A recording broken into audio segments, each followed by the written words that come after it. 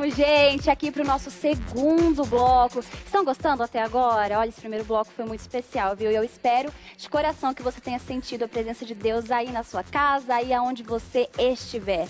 Agora chegou aquele momento em que a gente bate aquele papo e você de casa fica refletindo, fica se identificando ou não, ou lembrando de alguém. Enfim, chegou a hora do nosso Tribuna. E hoje a gente vai conversar sobre algo que acho que a maioria das pessoas podem se identificar, que é a questão do cansaço. Mas é o cansaço mental também. Quem aqui não anda, talvez, mentalmente cansado? Bom, você vai entender um pouco mais sobre isso e tentar identificar também isso agora no Tribuna do Jovem.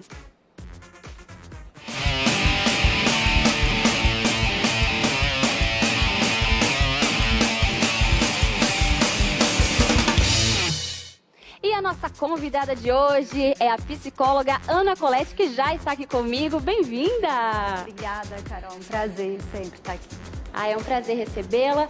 E bom, sem a gente demorar muito, já vamos entrar aqui na questão do nosso assunto, que é o cansaço mental. Primeiramente, o que ele é? Sim, em primeiro lugar é muito pertinente a gente falar isso, conforme você colocou, né, Carol? Tantas pessoas estão sofrendo e na maioria das vezes elas acham que essa é uma coisa que vai passar, que não precisa se ter um cuidado.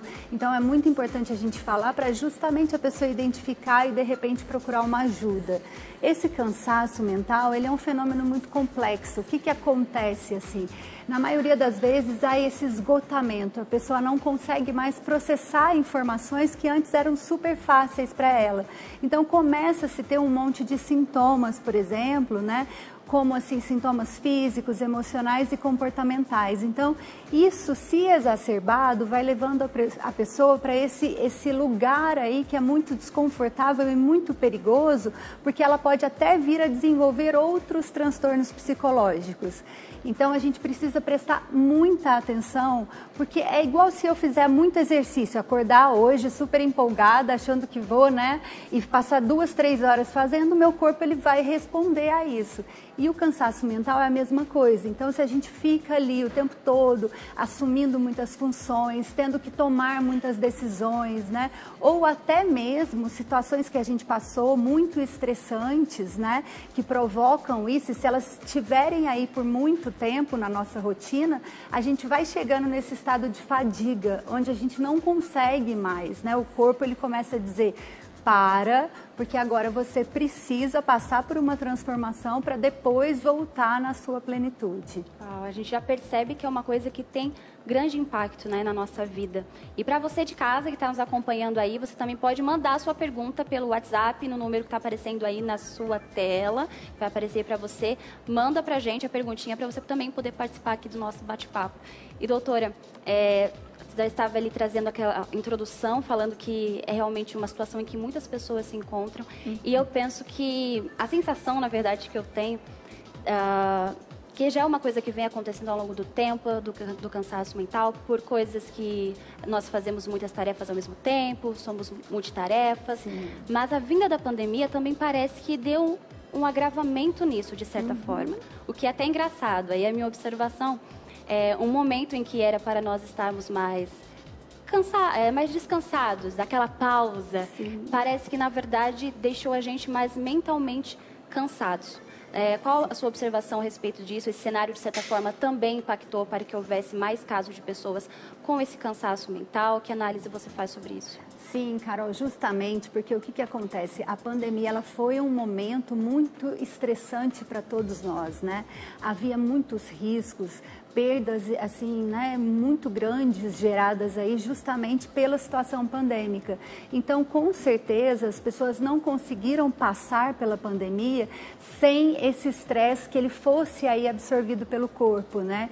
Então, a mente das pessoas, por mais que às vezes ela não estava enfrentando trânsito, ela estava trabalhando de casa, mas a mente ficava produzindo situações ansiosas. Ai, o que vai acontecer? Será que eu vou perder alguém? Ou como é que vai ficar a situação financeira, a crise econômica.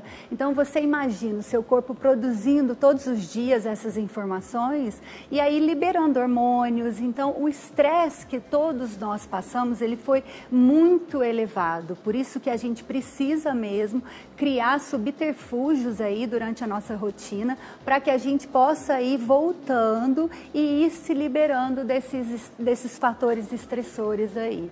Bem, então, o estresse também é algo que pode ali alavancar essa questão do cansaço mental. Sim. Quais são os outros fatores externos ou talvez sentimentos internos ali que podem influenciar para que a pessoa chegue a esse ponto? Então, o estresse a gente fala que é um dos fatores principais, né? Ele é proeminente aí para desenvolver essa fadiga mental. Mas existem vários outros, como por exemplo, o excesso de tarefas, né?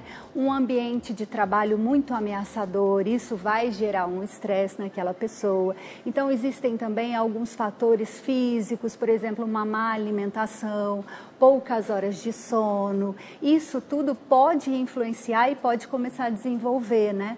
E também uma coisa que é muito importante a gente falar, alguns transtornos psicológicos podem vir a gerar também esse cansaço.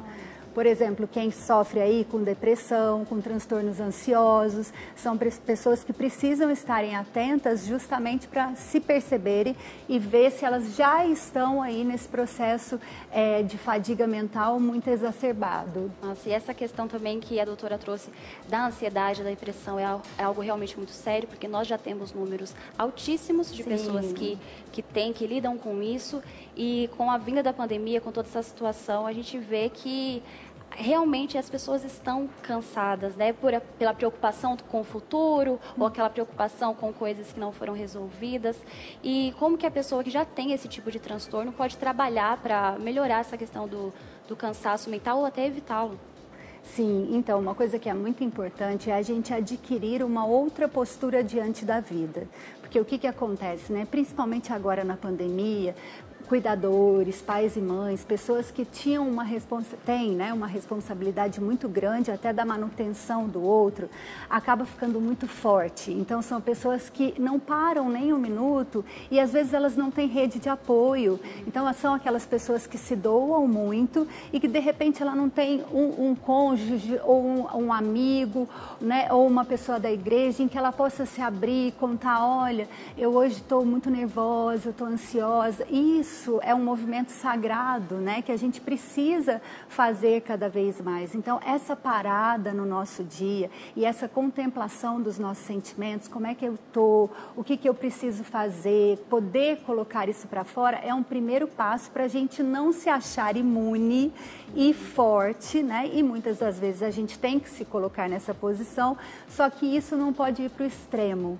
Então, eu acho que esse é o primeiro movimento, a gente saber que somos, além de seres racionais, seres emocionais também.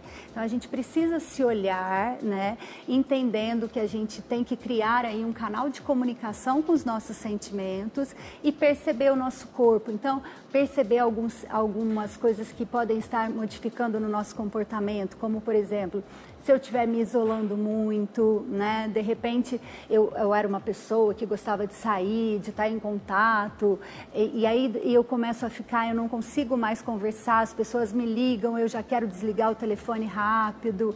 Então, essas pequenas mudanças, né? Mudanças de humor, antes era uma pessoa mais controlada, agora ela está o tempo todo na defensiva, brigando, qualquer coisa, ela vai no supermercado, ela já briga com a pessoa que atendeu, acha que não atendeu de maneira adequada. Então, são pessoas que estão no estopim, né? E aí, ela vai precisar fazer essa reformulação. Então, o que a gente aconselha? Que se ela não tiver essa rede de apoio, ou que se mesmo ela tendo essa rede ainda for insuficiente, que ela procure ajuda aí, né, de um profissional da saúde, para que ela possa fazer esse movimento de se expressar, e aí ele vai passar todo um tratamento mais adequado. Sim. Não, e a gente tem que realmente ter esse reconhecimento. Enquanto a doutora falava, eu me lembrei de uma frase de uma jornalista que ela diz, a Irene Brum, ela diz que nós estamos exaustos e correndo. E é muita verdade isso quando a gente veste ali uma armadura de que está tudo bem, de que nada afeta, como a doutora falou, que não é positivo, né? A gente se mostrar assim, de que pode estar tudo acontecendo aqui, não, nada me atinge, mas ali dentro você já está sofrendo, você já está cansado. Então, realmente, você poder parar, se identificar esses sentimentos, né?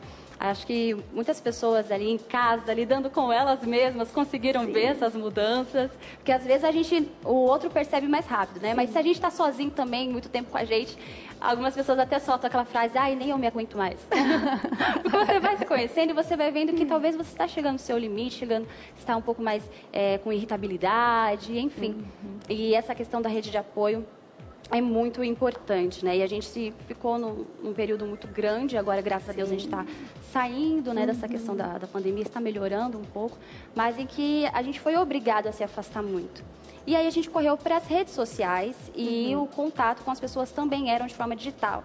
Só que ao mesmo tempo que isso é uma coisa boa e pôde ali aproximar aquele parente, aquele amigo que estava distante, também é algo, doutora, que rouba muito do nosso tempo. Sim. E em questão justamente desse cansaço mental, eu gostaria que você comentasse a respeito das redes sociais, do uso do celular, de que forma isso pode impactar ou até atrapalhar a nossa vida, enquanto pessoa que já estamos aí na correria o tempo todo, ainda gastamos tanto tempo com esse brinquedinho aqui.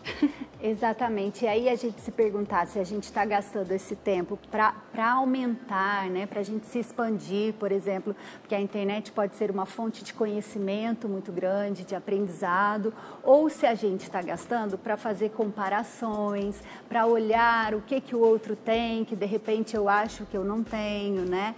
Eu acho que isso é o mais importante, é o modo como a gente lida com a tecnologia, né? Cada vez mais a gente precisa se conscientizar e entender que não é olhar uma parcela do que a pessoa está mostrando, né? Porque quando ela tira foto e ela está ali postando, aquilo pode vir a ter um filtro, ou ela está mostrando apenas um momento, ela pegou um fragmento do dia dela, né? Um sorriso, um pôr do sol que ela viu, mas isso não quer dizer que essa pessoa não tenha frustrações, não tenha dificuldades. Então, às vezes, quando a gente vê só sob um ângulo, sob uma perspectiva, a gente tende a romantizar a vida do outro, né? E achar que a nossa aí tá muito mais difícil, que só a gente que não tem amigos, que não tem um bom trabalho, quando na verdade a gente percebe que, por exemplo, estamos com índices de ansiedade, de depressão altíssimos. Então é quase que uma epidemia mundial, né, a saúde mental. E a gente perceber que quando a gente olhar para esse outro, a gente pode buscar, ao invés de fazer esse olhar voltado para o externo, buscar esse olhar interiorizando-se, né? Olhar para si, entender por que será que eu estou tanto na internet, né? Se começasse a fazer essa pergunta, já é um motivo de reflexão e uma possível transformação que vai vir para aquela pessoa, né? Por que será que ao invés de eu descansar, de eu relaxar, ouvir uma música ou de repente ficar com um filho, aquela pessoa está destinando esse tempo tão precioso para olhar a vida do outro ali, né? O que será que isso quer dizer? Quer dizer que talvez ela esteja com uma relação muito distante de si mesmo, né? E que ela precisa buscar esse contato mais aprofundado aí. Nossa, sem dúvida. E ali, mexendo no celular, né? Principalmente de uns tempos para cá, a gente vê ali as pessoas que ficaram muito em casa. Tem muita gente que produziu conteúdo, né? Sim. Usou como uma forma positiva, enfim. Mas aí pode bater também aquela neura na pessoa que está mexendo muito no celular. Tipo, nossa, mas fulano, caramba, faz 5 exercícios por dia, toma 3 café fitness, malha, vai na academia, limpa a casa e eu não consigo. Isso também é uma forma também de comparação, de cobrança, que pode trazer algo negativo ao invés de incentivar essa pessoa? Sim, pode ser uma grande fonte de desmotivação, né? Porque parece que o outro sempre vai alcançar mais. Então, é entender que todos nós também temos limites. Às vezes, existem pessoas que têm um lado físico mais evoluído, mais trabalhado, vamos dizer assim. São pessoas que conseguem se dedicar ao exercício, que elas gostam mais. Então, não necessariamente todas as pessoas vão ter que ser fitness, vão ter que fazer exercícios durante 3 horas, né? Eu acho que isso é o importante. Quando a gente olha para o outro, a gente esquece de se perguntar, mas por que eu estou olhando isso? Eu gosto. Claro, eu gosto disso. Eu gosto disso, eu acho interessante o modo como essa pessoa vive. E na maioria das vezes se você for olhar profundamente, né, todos os sacrifícios que aquela pessoa está fazendo, de repente isso não vai fazer sentido para você. Então eu acho que o primordial é a gente sempre se perguntar isso faz sentido para mim? Porque hoje em dia a gente tem uma tendência a viver nessa homogeneidade aí, né? Que todo mundo tem que ser igual, que a roupa tem que ser parecida. E de repente é a gente buscar justamente qual é o meu diferente. E como é que eu posso conviver também com as minhas limitações?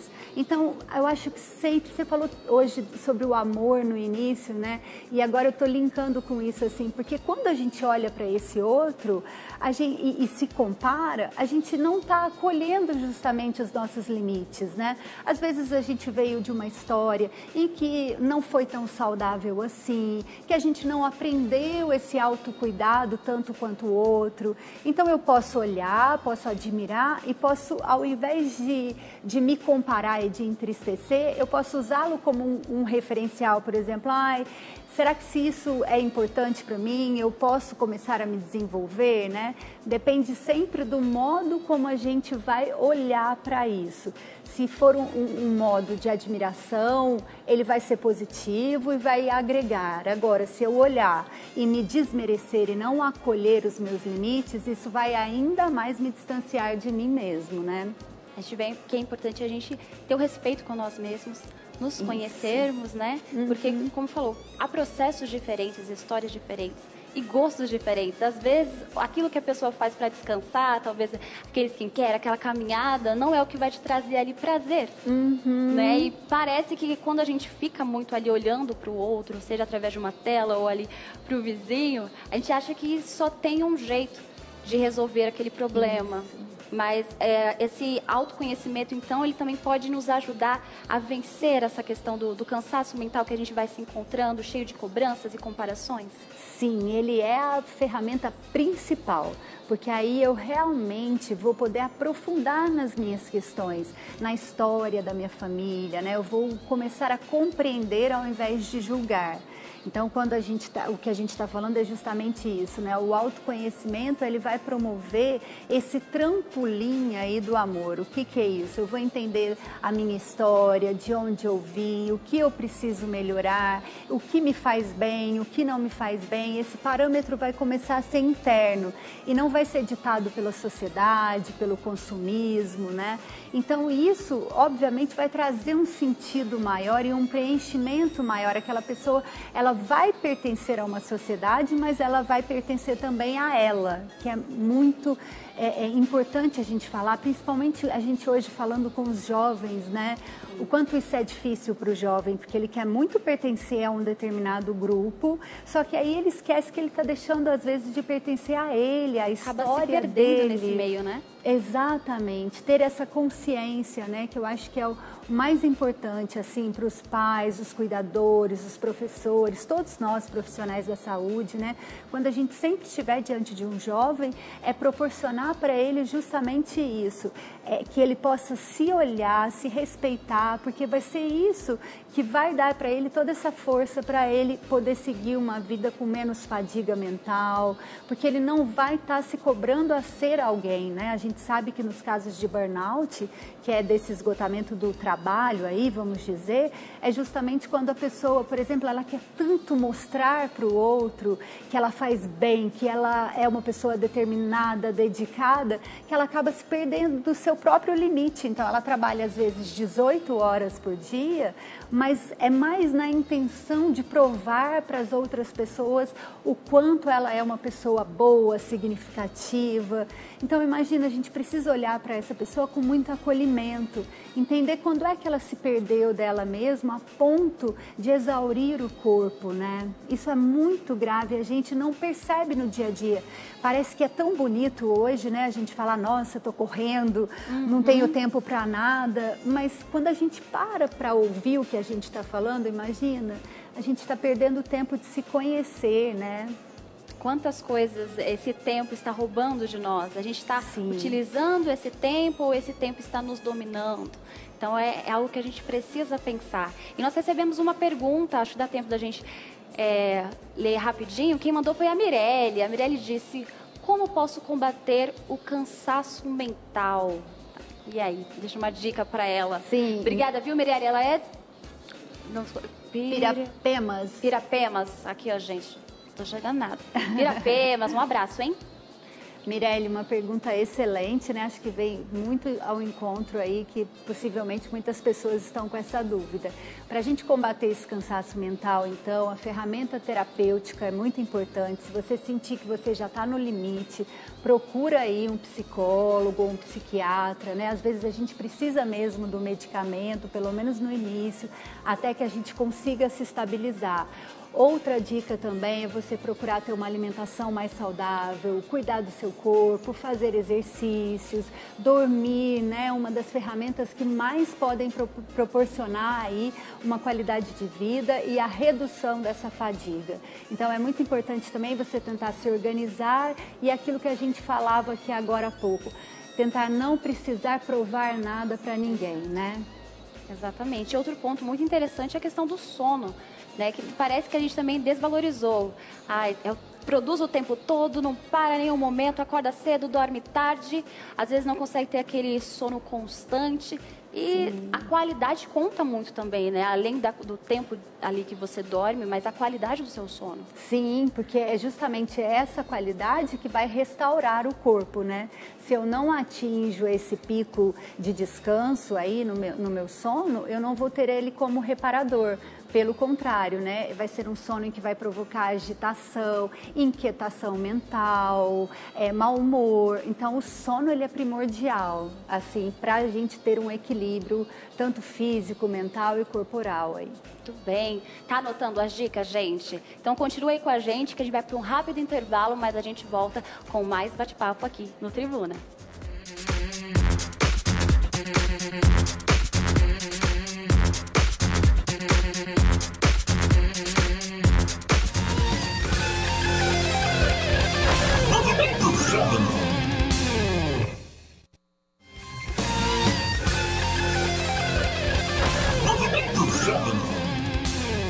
E voltamos aqui com o nosso MJ, hoje no Tribuna, falando sobre cansaço mental. Você já se percebeu aí cansado? Tem muita coisa aí acumulada, você não consegue mais fazer nada direito? Bom, é sobre isso que nós estamos conversando aqui hoje, eu e a psicóloga Ana Colette, que já trouxe aqui várias dicas pra gente, né? Tem sido muito bom.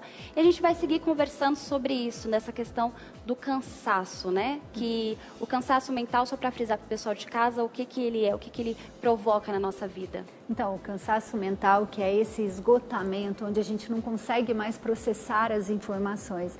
E aí provocam várias alterações, tanto físicas, mentais, emocionais, comportamentais, né? Pode levar a gente a ter um isolamento maior, irritabilidade, alteração de peso, alteração hormonal, alteração ou insônia, ou excesso de sono. Então, assim, são muitas alterações e a gente precisa prestar atenção a essas modificações, né? E se a gente sentir que já está assoberbado demais e não conseguindo mais processar todas as informações, a gente pedir ajuda, construir aí um caminho para a gente retornar para uma vida mais saudável. Muito bem, a gente vê que isso demonstra um desequilíbrio que começa meio que de dentro para fora. Então, pode afetar as nossas relações. Então, eu gostaria que você explicasse um pouco para a gente sobre justamente o âmbito profissional, como que essa questão do cansaço e da fadiga mental pode impactar no âmbito profissional, no âmbito familiar. Pode, principalmente assim, hoje a gente fala, né, a gente falou um pouquinho aqui sobre o burnout, que é um transtorno psíquico, que ele é muito ocasionado justamente por essa fadiga mental aí, né? Então, geralmente, as pessoas às vezes confundem, acham que é o excesso de horas que você trabalha que te leva a isso, mas não necessariamente, porque como você super colocou bem aí, como esse processo começa de dentro para fora, então se a pessoa tiver uma tendência muito ao perfeccionismo, a fazer tudo muito corretamente, né?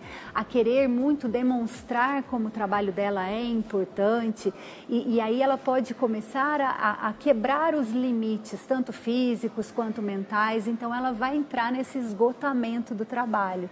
E aí o que acontece? Ele vai ser um desmotivador, porque, por exemplo, quando a gente está somente estressado, às vezes num primeiro momento nosso corpo reage justamente produzindo mais adrenalina, então eu fico mais ligado naqueles primeiros sinais do estresse. Agora, se isso fica contínuo, vai gerar uma sobrecarga muito grande no corpo. Então, aquela pessoa que era super motivada dentro do trabalho, que estava ali todos os dias, né? Vamos pegar exemplo um médico, aí ele às vezes fazia consultas de 1 hora e meia, de repente ele começa a atender os pacientes dele em 15 minutos, porque a paciência, a tolerância, toda aquela dedicação que estava em excesso, ele já não consegue mais fazer. Então, todo excesso é sempre preocupante. Se a pessoa ainda estiver nessa fase que ela está se doando muito, se dedicando muito, ali ela já pode começar a se cuidar, a perceber por que ela está nesse movimento aí tão para fora, para que ela não chegue nesse esgotamento. Então, doutora, a gente pode dizer que é um acúmulo de diferentes fatores que podem chegar a este resultado? Seja fazer muitas tarefas ou talvez algo lá da infância, é um acúmulo que pode provocar isso? Explica um pouco pra gente. Sim, é um acúmulo, são questões que a gente não consegue gerenciar. Então, sim, elas podem estar vindo desde lá da nossa infância, né? Por exemplo, se eu sou uma pessoa mais insegura, se eu fui muito exposta a um âmbito familiar muito agressivo, né? Então, o que acontece? Essa pessoa, provavelmente, ela vai ter uma dificuldade de lidar com os ambientes estressores. E uma outra coisa também que acontece são que, como a gente vive, infelizmente, num mundo muito consumista, onde a produtividade é muito elogiada e muito exigida, também, às vezes, a pessoa não teve nenhum histórico familiar, ela sabe sim lidar com o estresse, mas ela vai trabalhar em um lugar que não propicia, né, que exige muito, que ela sempre esteja entregando, que ela sempre esteja produzindo. Então, esse ambiente pode ser tóxico e realmente provocar nela esse esgotamento. Então, a gente tem esses dois viés aí, né, que podem acontecer e que a gente precisa prestar atenção. Tanto o ambiente profissional ser nocivo, como a pessoa também já estar tão prejudicada emocionalmente que ela não consegue mais lidar com o trabalho dela. Então, pode vir tanto de fora quanto algo que já existe. Sim. Né? E não tem idade, isso pode acontecer com todo mundo, ou você percebe que isso, pela sua experiência, ocorre com uma faixa etária mais específica? Como que é? Então, o burnout em si, né, infelizmente, hoje a gente está ampliando a possibilidade dele acontecer cada vez mais cedo. Antes a gente só falava mesmo como uma síndrome de pessoas que estavam no trabalho. Hoje em dia a gente já detecta isso em adolescentes, porque eles estão o tempo todo tendo que produzir muito, estudar muito, alguns já têm algumas obrigações muito difíceis dentro de casa, né? A gente sabe de adolescentes que são, às vezes, arrimo de família ou que eles têm uma responsabilidade ali de manter os irmãos enquanto os pais estão trabalhando. Então, esse excesso dessa pressão, essa questão de se cobrar muito, de ter que dar conta de muitas coisas, infelizmente, isso já está atingindo faixas etárias aí cada vez menores, né? A gente precisa realmente estar atento. E nós recebemos mais uma pergunta. Quem mandou agora pra gente foi o Wesley. Boa tarde, Wesley. Ele disse: como lidar com o cansaço mental sem descontar nas relações familiares, amorosas e amizades? Tá aí. Como, doutora? Olha, Wesley, amei essa sua pergunta, viu? É uma pergunta capciosa e vou te dizer mais, é muito difícil, mas é possível. A partir desse momento que você já faz essa reflexão, significa que você já está se percebendo, né? Que ele já está observando que algo está além, que ele está muito irritado, que ele está muito mal-humorado. Então, assim, nesse caso, eu já indico que você peça uma ajuda terapêutica para você entender o que está te levando a se sentir tão pressionado, em que momentos em que você não está conseguindo impor os limites nas relações, tanto profissionais quanto familiares, e aí está ficando aí com as emoções à flor da pele. Então, acho que o mais indicado nesse momento, se você já está assim descontando nas outras pessoas, para que esse prejuízo seja cada vez menor e não afete a sua família, não afete as suas relações, procure ajuda, promova aí para você esse processo terapêutico para que você possa se conhecer e enfrentar melhor tudo isso. Nossa, e é realmente algo muito importante, porque é meio que automático, né? Às vezes você tá ali cansado, e ainda mais com o pessoal de casa, você vê todo dia, aí chega a mãe, o pai, e você acaba se contando, mas tem que tomar realmente cuidado, porque às vezes eles nem sabem dos processos que você está vivendo, então pegar essa dica aí que é muito importante. E justamente para a gente não descontar também nas pessoas, né? Tem outras saídas também para a gente trabalhar essa questão do cansaço mental e se equilibrar, se encontrar de novo, porque me parece que a pessoa justamente com essa fadiga mental, ela não tem vontade de fazer nada. Sim. Então, muitas vezes, talvez uma pessoa sugira, é importante praticar atividade física, por exemplo, que a doutora já apontou que é um benefício para o corpo, para a nossa vida como um todo, mas e aquela pessoa que não consegue, que ela não tem esse ânimo para poder fazer outros tipos de atividades que talvez até seriam prazerosas? Como que ela pode driblar e resolver isso? É somente com a ajuda de um especialista? Como que ela faz? Não, ela pode tentar sim, em um primeiro momento, justamente descobrir aquilo que dá prazer, né? A gente falou isso no início. É claro que a atividade física, às vezes a gente pensa e diz, vai fazer 1 hora de academia ou vai andar, mas às vezes isso para aquela pessoa não vai ser uma fonte de prazer. Então, ela pode procurar outras, por exemplo, contemplar junto com a natureza, né? Às vezes, pegar um lápis de cor é uma coisa que funciona para muitas pessoas e desenhar ali 10 minutos. Mas eu não sei desenhar, eu nunca desenhei. Não é o fato, a gente não está procurando um objeto artístico no final, né? Você está procurando ali um momento de descontração, de você se conhecer, de você poder exercer a sua criatividade sem nenhuma cobrança. Então, eu acho que essa é o caminho principal, a pessoa descobrir alguma coisa em que ela não precise se cobrar um resultado maravilhoso, né? E que ela possa experienciar aquilo como uma criança. Se a gente observa uma criança brincando, ela não tem intenção de chegar em nenhum lugar, né? Ela tem intenção de fazer ali a casinha dela, mas ela não tá ali, olha, eu tenho que fazer essa casinha 2 metros para cá, 2 centímetros para cá, o rosa, o vermelho, aí ela já perdeu, né? Então, se ela for ali brincando, eu acho que o adulto, a gente precisa criar esses momentos pra gente, né? O que realmente me traz prazer e que eu não preciso provar nada pra ninguém. Então, tem pessoas que gostam de cantar, né? Como a Letícia, por exemplo, fez hoje maravilhosamente. Tem pessoas que gostam de pintar, de bordar, de, às vezes, ir conversar com alguém. Às vezes, até um ato que parece ser trabalhoso, para algumas pessoas pode ser prazeroso. Então, por exemplo, ir arrumar um guarda-roupa, ir experimentar uma roupa. São coisas muito fáceis da gente fazer no dia a dia, mas sempre sem se cobrar a ter um resultado X, Y, Z, né? Exato. E acho que talvez até ser intencional para fazer isso. Porque às vezes a gente olha e fala, eu não tenho tempo, minha rotina é muito cheia, não tenho tempo, vou me conformar com essa situação que eu estou aqui cheio, cansado e pronto. Mas talvez olhar para a rotina, para si e falar, eu preciso. Então, de forma intencional, falar, eu vou separar alguns minutinhos no final desse dia para fazer isso, sem esperar, né, nessa questão do reconhecimento, do retorno, como a doutora disse, mas se permitir ali se conhecer e talvez até fazer nada, né? Exatamente. Parece que fazer nada também é errado agora. Sim, exatamente. Porque a gente é tão cobrado o tempo todo, né, dessa questão da produtividade, que quando a pessoa pega e fala, vou descansar, eu estava conversando com uma amiga sobre isso, foi muito assim, vou descansar, aí você descansa, separa um pouquinho e já começa a neura. Nossa, eu podia estar utilizando esse tempo para ler um livro. Eu podia estar assistindo aquela palestra que fulano falou. Mas você está cansado, seu corpo está falando descansa, mas a mente continua ali. Então, talvez também se permitir esse momento de não fazer nada, se possível, pode ser um benefício. um benefício gigante, né? Porque a gente vai estar aí mais em contato com a nossa criatividade, com o nosso descanso, do que esse compromisso com a produtividade, né? Em sempre ter que ser mais, em aprender mais. Eu acho que esse é o grande ponto, né? Às vezes a gente se compromete tanto com o nosso eu social. O que é o eu social? É aquele eu que eu apresento para o outro. Então esse eu tem que estar sempre arrumado, inteligente, maravilhoso, bem-sucedido.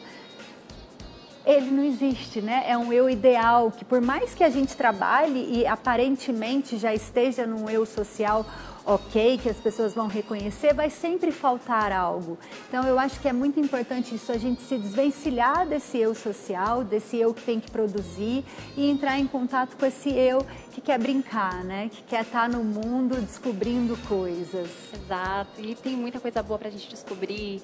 E nós recebemos mais uma pergunta, eu tô amando que vocês estão interagindo, gente. Vamos lá. Quem mandou agora foi o Adan, ele é do Rio de Janeiro, lá Rio de Janeiro. Ele disse assim: boa tarde, estou acompanhando o programa e acho muito interessante abordar esse assunto, pois estamos todos no mesmo barco. A minha pergunta é: por que precisamos respeitar os sinais de estresse na mente? E como aliviar esse descontrole? Vamos lá, a primeira pergunta: como que a gente identifica, respeita esses sinais, né, de estresses na mente? Sim, quais são eles? Esses sinais, eles são muito importantes que a gente respeite, porque são os sinais de dor, né? A nossa mente, ela mostra pra gente essa dor através dessa confusão mental, dessa fadiga. E a gente precisa respeitá-lo sim, porque aí a gente vai poder se transformar e se sentir satisfeito, estar mais saudável. Se de repente a gente vai achando, não, é só um cansaço, eu consigo ir até ali, a gente começa a criar pra gente justamente essa obrigação de ser um super-herói. E aí a gente se distancia do nosso humano, né? O nosso humano é esse, que sente cansaço, sente fome, sente frio, e a gente precisa acolher esses sinais. Então isso é muito importante. Quais são esses sinais? Esses que a gente já falou, por exemplo, se você não está conseguindo dormir, se a sua alimentação não está mais equilibrada ou ela alterou muito, você está comendo tudo.